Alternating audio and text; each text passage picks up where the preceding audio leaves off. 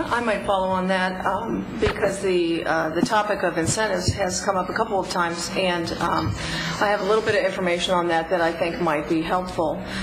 I want to concur with what others have said, and that is that I think the ordinance is basically sound, but will be improved with by addressing some of the comments that have been made in the last several weeks by members of the community.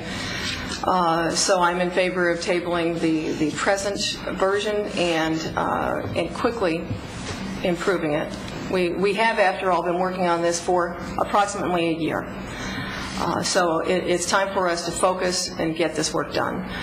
And I'm going to rely on some notes too. The practice of researching, documenting, and promoting historic districts is predicated on the widely held notion that our collective history is of paramount importance to the entire community. There are over 14,000 National Register listed historic districts in this country. The people who own and live in these districts are stewards of a precious national resource.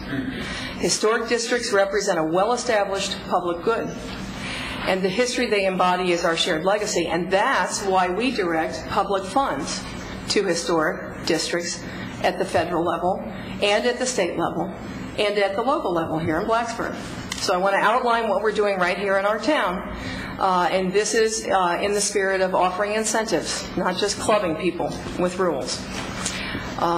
We have very capable town staff who will help hook property owners up with federal and state historic tax credits. They are trained in this, they have good information, and they encourage it. The town also directs funds to a facade program to benefit owners of commercial properties in the downtown. And there are actually 5 at play at this very moment. Citizens of Blacksburg will soon see improvements to the facade of the Cellar restaurant, the old Presbyterian Church at 117 Main Street, which is now Cabo Fish Taco, very substantial renovation, 2 facades at 312 North Main. One of those will house Chipotle Grill, and another is yet to be determined. Boudreaux's, a very lovely Art Deco structure on Main Street, will also receive improvements, and the new owner of Taylor's Frames and Things is interested as well in the next round of facade grants that will take place. The owners of these properties enjoy the support and guidance of both HDARB and our capable staff in housing and community development. Their investment makes a contribution to both community and economic development in this town, and they deserve our personal thanks, and their businesses deserve our patronage. But I want to go on to another topic that's not as positive, not as upbeat. I've been a member of council since 2008, and previous to that I was director of the Downtown Merchants of Blacksburg. And so for some years now, I have been involved at the street level with downtown revitalization. I can hardly number the many, many people who have said to me, how come this town doesn't do anything about that bank building? How can you let Annie Case sit there and just rot? Why don't you do something? Why don't we put in a restaurant? Why don't we have a green brochure? How come you just sit there and ignore it? It is a frustrating thing to have such a poor response to these kinds of concerns, and they have been very wide. They've come from people all over town over a long period of time. So I'm going to toss out, I went back and looked at some of my notes, and I want to toss out some of the suggestions that have been made by people widely. Take the building through eminent domain. Create a registry and publish the names of derelict owners. Charge the owners of buildings when they make no effort to fill their empty buildings.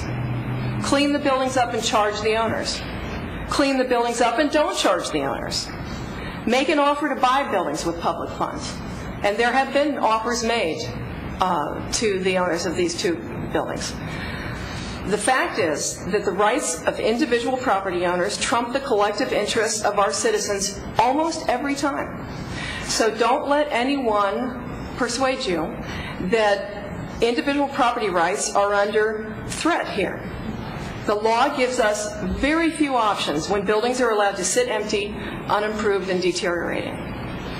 Our community suffers. The fabric of this community is torn When individuals decide to exercise their rights in this way, when their properties are finally so degraded that they need to be raised, it will be in the legitimate and best interest of the wider community to know what will replace them. And that's what 1546 was about, and I hope that's what an improved ordinance will address.